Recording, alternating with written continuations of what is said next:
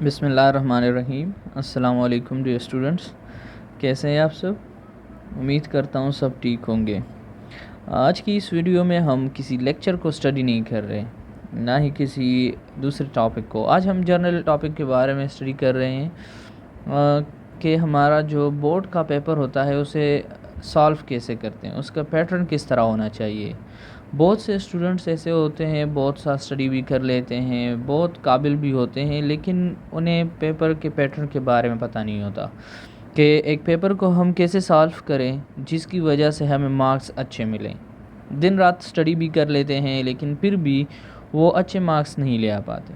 और बहुत से स्टूडेंट्स इस तरह होते हैं जिन्होंने स्टडी कम की होती है लेकिन उन्हें पैटर्न के बारे में पता होता है और वो कुछ ऐसा पेपर बनाते हैं, कुछ इस तरह अट्रैक्टिव पेपर बनाते हैं कि जैसे भी चेकर उसको चेकिंग करता है, उसकी चेकिंग करने की स्टार्ट लेता है तो डायरेक्ट उसे मार्क्स दे देता है। वो इस तरह ये भी आप ख्याल करें कि टीचर पूरा जो बोर्ड के टीचर्स होते हैं उन्हें पैसे मिलते हैं, ठीक है, एक एक पेपर के लिए।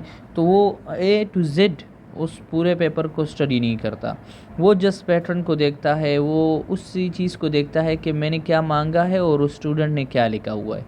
अगर आप टू द पॉइंट लिखते हैं तो वो आपको तभी मार्क्स दे देता है। लेकिन सबसे जो मेन बात है वो क्या है कि आपके साथ अपनी स्टेशनरी होनी चाहिए। आप मार्कर हो गया, ठीक है, आपके साथ अपने पेन हो गए, बॉल पॉइंट हो गए, पेंसिल हो गए, रबड़ हो गई, शार्पनर, ये सब कुछ आपके साथ अपनी होनी चाहिए, ठीक है, ताकि आप एग्ज़ामिनेशन हॉल में किसी से भी कुछ ना मांगे। सबसे पहली बात क्या है, जब आप टाइम पे जाते हैं उससे पहले आप जब सुबह उठते हैं तो फजर की नमाज़ अदा करते हैं और उसी के बाद आप सूरह कलम की तिलावत किया करें, ठीक है, आप सूरह कलम की तिलावत किया करें। और उसके बाद ही जैसे आप स्कूल के निकलते हैं तो इशराक का टाइम होता है, 2 रकात सलात हाजात पढ़ लिया करें। और जैसे ही आप स्कूल में कॉलेज में जाते हैं या स्कूल में जाते हैं तो पेपर से पहले, बैठने से पहले आप दरूद शरीफ पढ़ लिया करें और रब्बी ज़िदनी इल्मा 3 टाइम्स पढ़ लिया करें। जैसे ही आप बैठते हैं एग्ज़ामिनेशन हॉल में तो एज़ वी नो दैट सबसे पहले आपको आंसर शीट दिए जाते हैं, ठीक है, टाइम स्टार्ट होने से पहले आपको आंसर शीट मिल जाते हैं। तो उस टाइम बहुत सारे स्टूडेंट्स क्या करते हैं, वो बातें करते हैं, एक दूसरे के साथ गप्पे लगाते हैं। आपने गप्पे नहीं लगानी, आपने डायरेक्टली अपने आंसर शीट को उठाना है और अपने आंसर शीट पर पूरे 1 से लेकर लास्ट 1 तक आपने क्या करना है, लाइंस लगा लेनी है, क्योंकि वो आपके साथ क्या है, आपने टाइम को मैनेज करना है, ठीक है। सबसे पहले आपने अपने ही टाइम को अपने लिए निकालना है, ठीक है। तो उसी गपशप में आपने क्या करना है, गपशप नहीं लगानी, आपने सारे पेजेस को, जितने भी पेजेस हैं आपके साथ, जितने आपको बोर्ड की साइड से मिले हुए हैं एक कॉपी में, आपने सब में लाइंस लगा लेनी है, ठीक है। जितने भी आप बोथ साइड पर आपने लाइन लगानी है और उसी के साथ ही एक यहाँ पर नैरो लाइन लगानी है, ठीक है, 1। ये किस लिए, जब आप फर्स्ट क्वेश्चन लिखते हैं, फॉर एग्जांपल आप सेक्शन ए स्टार्ट करते हैं, सेक्शन ए तो होता नहीं है, सेक्शन ए तो MCQs होती हैं, लेकिन जिस तरह आप सेक्शन बी स्टार्ट करते हैं आपने यहाँ पर अच्छे से सेक्शन बी लिख लेना है, ठीक है, for example like that. Section B आपने करनी है या सेक्शन सी करनी है, जैसे भी हो, ठीक है। अब वहाँ पर उसमें क्या है, क्वेश्चन नंबर 2 है, R3 है, फॉर एग्जांपल क्वेश्चन नंबर 2, तो आपने यहाँ पर उसका फिर जुज़ लिखना है, 1 हो गया या ए हो गया, जो भी है, ठीक है। तो आपने इसी तरह क्वेश्चन नंबर 2 के नीचे डायरेक्टली 1 नहीं लिखना। दूसरी बात, जो सबसे इम्पॉर्टेंट बात है, MCQs आपको मिल गए, MCQs आपने कर लिए हैं, तो आपने ऐसे नहीं बैठना। उसी के साथ आपको फॉर एग्जांपल क्वेश्चन पेपर मिल जाता है और क्वेश्चन पेपर में आपने क्या करना है, फर्स्ट आपने माइंड मैपिंग करनी है, ठीक है। फर्स्ट पॉइंट क्या है आपके साथ, पेपर सॉल्व करने के लिए माइंड मैपिंग है कि आपने कौन सा पार्ट पहले करना है, ठीक है, और कौन से क्वेश्चन के लिए आपने कितना टाइम देना है। सबसे पहले बात क्या है, माइंड मैपिंग है। फॉर एग्जांपल आपके साथ शॉर्ट क्वेश्चन है, आपने देख लिया है कि शॉर्ट क्वेश्चन में 10 क्वेश्चंस को सॉल्व करने हैं, कितने को, 10 को सॉल्व करने, और उसमें आपको जस्ट 5 आते हैं, जस्ट 5 आते हैं। लेकिन अगर आपके साथ लॉन्ग क्वेश्चन है और लॉन्ग क्वेश्चन में आपने 3 क्वेश्चंस को सॉल्व करना है, कितना, 3 को सॉल्व करना है, और आपको 3 बाय 3 आ रहे हैं, तो आपने पहले शॉर्ट क्वेश्चन को नहीं करना, आपने डायरेक्टली लॉन्ग क्वेश्चन सॉल्व कर लेने, क्योंकि वो आपको पूरे आ रहे हैं और आपने फिर देखना है कि मैंने एक लॉन्ग क्वेश्चन को कितना टाइम देना है, आप देख लें, फॉर एग्जांपल आपके साथ एक क्वेश्चन आता है कि आप ब्रेन के बारे में लिख लें, ठीक है, और दूसरा क्वेश्चन आपके पास फॉर एग्जांपल इस तरह आता है कि आप न्यूरॉन के बारे में लिख लें। तो देखिए, न्यूरॉन के बारे में अगर आप लिखेंगे तो ब्रेन से कम टाइम लेगा, ठीक है। तो आपने माइंड मैपिंग का मतलब क्या है कि आपने देखना है कि एक क्वेश्चन को मैंने कितना टाइम देना है, ठीक है। दूसरा पॉइंट जो आता है वो है टू द पॉइंट लिखना, ठीक है, राइट टू द पॉइंट।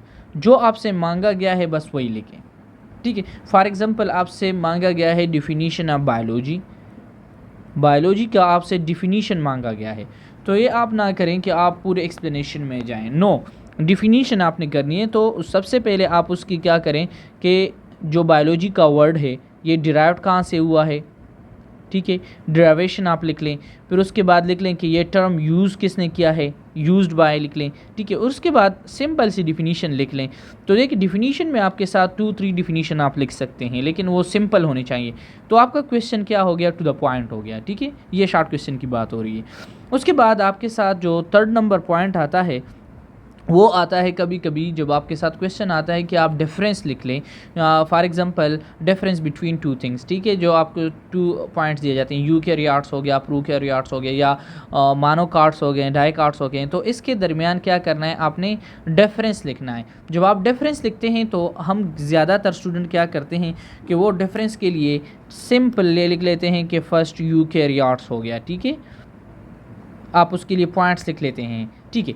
लेकिन ये नोट्स की हद तक ठीक है कि आप अपने लिए आसानी के लिए आप वो से लिख लेते हैं, लेकिन आपने क्या करना है, उसके लिए आपने लाइन लगानी है। वन साइड पे आप क्या लिखेंगे, प्रोकैरियोट्स लिखेंगे, और दूसरे साइड पर आपने क्या लिखना है, प्रोकैरियोट्स एंड यूकैरियोट्स। इसी हिसाब से आपने पॉइंट्स लिखने हैं। फॉर एग्जांपल आपने यहाँ पर 10 पॉइंट्स लिख लिए, यहाँ पर अभी आपने 10 पॉइंट्स लिखनी है। अगर आपको इसके 5 पॉइंट्स आते हैं, इसके भी 5 पॉइंट्स आते हैं तभी लिखें। अगर इसके 4 पॉइंट्स आते हैं तो इसके भी 4 पॉइंट्स लिख लें, ठीक है। 4th नंबर जो हमारे साथ पॉइंट आ रहा है, ठीक है, जो ज़्यादातर स्टूडेंट्स क्या करते हैं वो क्वेश्चन को छोड़ देते हैं। तो ये याद रखें, अगर आप क्वेश्चन को छोड़ेंगे, फॉर एग्जांपल आपको क्वेश्चन ठीक से नहीं आ रहा, या तो आप उसको लास्ट पे छोड़ दें, कोई बात नहीं है। लेकिन अगर आप कहते हैं कि बस इसको मैंने छोड़ना है क्योंकि नहीं आ रहा, ये बहुत ही गलत बात है, ठीक है। आपने क्वेश्चन को लिखना है जिस तरह भी है, ठीक है। तो एक बात क्या होगी, नो क्वेश्चन भी, क्वेश्चन आपने छोड़ना नहीं है, ठीक है। किसी भी क्वेश्चन को नहीं छोड़ना, चाहे आपको आता है या नहीं आता, किसी से पूछ लें उस टाइम, कोई बात नहीं है। लेकिन अगर आप जस्ट उसकी डिफिनीशन भी लिखेंगे तो आपको 1 नंबर तो मिल जाएगा ना, या 1.5 तो मिल जाएंगे। अगर 1.5 आपको मिलते हैं तो उस छोड़ने से बेहतर है, ठीक है। दूसरी बात, जो हमारे साथ साइंस के स्टूडेंट्स हैं उसमें क्या है, डायग्राम। तो डायग्राम में क्लास में भी स्टूडेंट्स को बताता रहता हूँ कि डायग्राम मस्ट है। अगर आपको एक टीचर लेक्चर के दौरान डायग्राम बनाता है तो इट्स मीन कि ये मस्ट है। हर क्वेश्चन में अगर आप सवाल देख लेते हैं तो आप सवाल की एक सिंपल सी डायग्राम बना ले, उसमें क्या है, लेकिन उसके लिए आपने क्या करना है, पेंसिल यूज़ करनी है, ठीक है। No ball point will be use for diagram in examination, okay. आपने क्या करना है, आपने सिंपल सी, फॉर एग्जांपल मैं सवाल की बात कर रहा हूँ, फॉर एग्जांपल आपने सिंपल सी देखें इस तरह से सेल बना लिए, ठीक है। फॉर एग्जांपल देखें, कोई मुश्किल बात नहीं है, सिंपल सी आप सेल बना ले, उसके सवाल बना ले, ठीक है। दूसरी जो मेन बात है वो क्या है कि आपने डायग्राम के दोनों अतराफ में आपने क्या करनी है, लेबलिंग करनी है, ठीक है। फॉर एग्जांपल मैं कहता हूँ कि ये सवाल हो गया, ठीक है। उसके दरमियान में मेड में मैं कहता हूँ कि ये मेडल लेमेला हो गया, ठीक है। तो आपने बोथ साइड पर, दोनों साइड पर आपने क्या करनी है, डायग्राम के जो मार्किंग होती है, या जो फॉर एग्जांपल सॉरी जो आपने डायग्राम को लेबल करना होता है वो आपने बोथ साइड पर करना है। और डायग्राम को एक साइड पे ना बनाएं, ठीक है, बिल्कुल मेट पे बनाएं ताकि दोनों साइड पे आप कुछ लिख सकें। और उसके साथ ही बेहतरीन राइटिंग में आपने क्या करना है, नीचे उसका लिख लेना है सेल वॉल। देखिए, जब आप एक डायग्राम बनाते हैं तो डायग्राम में जो सबसे ज़रूरी बात होती है, क्वेश्चन का आधा हिस्सा आप लिख लेते हैं। अगर आपसे फॉर एग्जांपल क्वेश्चन के दरमियान में कोई पॉइंट भूल भी जाता है तो आप डायग्राम को देखकर उसे आप दोबारा रिमाइंड कर सकते हैं, ठीक है। सो ये जो 5th पॉइंट है इसको बिल्कुल भी नहीं छोड़ना। और इसको 100% आपने याद रखना है और इसको लाजमी बनाना है। इस तरह अभी भी टाइम है, ठीक है, 3 पर तो एग्ज़ाम स्टार्ट हो रहे हैं, लेकिन फिर भी अभी भी टाइम है, आप डायग्राम को बना लें। मैं जब भी इस क्लास में स्टूडेंट्स को बताता हूँ कि काइंडली आप डायग्राम सीख लें, बोर्ड पे जिस तरह बनता है आप उसको सीख लें, लेकिन उस टाइम स्टूडेंट्स नहीं सीखते, इतना ध्यान नहीं देते हैं, फिर आप जब एग्ज़ाम होता है तब आप डायग्राम की वजह से रह भी जाते हैं। तकरीबन बायोलॉजी के 90 या 80% तक डायग्राम्स होते हैं क्वेश्चन में, ठीक है। दूसरी जो लास्ट बात है वो क्या है, सीक्वेंस है, ठीक है। ज़्यादातर स्टूडेंट्स हमारे जो स्टूडेंट्स होते हैं वो सीक्वेंस को नहीं देखते, ठीक है। सीक्वेंस जितना भी आपका क्वेश्चन होगा अगर वो सीक्वेंस में होंगे, ठीक है। फॉर एग्ज़ाम्पल आपने यहाँ पर अभी क्वेश्चन नंबर 1 में फॉर एग्ज़ाम्पल शॉर्ट क्वेश्चन है, ठीक है, शॉर्ट क्वेश्चन है, उसमें क्वेश्चन नंबर 2 में कहते हैं कि आप एनी 5 क्वेश्चन सॉल्व करें, एनी 5 क्वेश्चन, ठीक है। तो यहाँ पर आपने 1 भी कर लिया, 2 भी कर लिया, 3 भी कर लिया, लेकिन फिर छोड़ दिया, ठीक है, फिर छोड़ दिया, और यहाँ पर आप फिर आगे लॉन्ग क्वेश्चन में। वो बात ठीक है कि ये जिस तरह भी है आपने लिखा है, आपने उसके लिए जो निशान दिए हुए हैं कि हाँ या मैं लॉन्ग क्वेश्चन कर रहा हूँ या शॉर्ट क्वेश्चन कर रहा हूँ, आपकी बात 100% ठीक है कि ये लाजमी है कि वो टीचर ये चेक करेगा। लेकिन आपको मैं बता दूँ दोबारा कि इसके उन्हें पैसे मिलते हैं, एक एक पेपर के उन्हें पैसे मिलते हैं, तो वो लाजमी बात है इंसान जल्दी में चेक कर रहा होता है, तो वो फिर आपकी इस सीक्वेंस को नहीं देखता, ठीक है। बाज़ टीचर होता है जो ईमानदारी से चेक कर रहा होता है, तो वो इस सीक्वेंस को भी देखता है, आपके एक एक क्वेश्चन को भी देखता है, तो आपको मार्क्स दे देता है। लेकिन बाज़ टीचर होते हैं जो बहुत ही जल्दी में चेक कर रहे होते हैं, तो फिर आपको वो सीक्वेंस को नहीं देख पाता, ठीक है, और आपको फिर इस तरह से मार्क्स भी कम दे देता है, कहता है कि ये क्या सर खपाई कर रहा है, कभी एक क्वेश्चन लिख रहा होता है, कभी दूसरा। लेकिन आपने कोशिश क्या करनी है कि आपने सीक्वेंस में पेपर को सॉल्व करना है, ठीक है।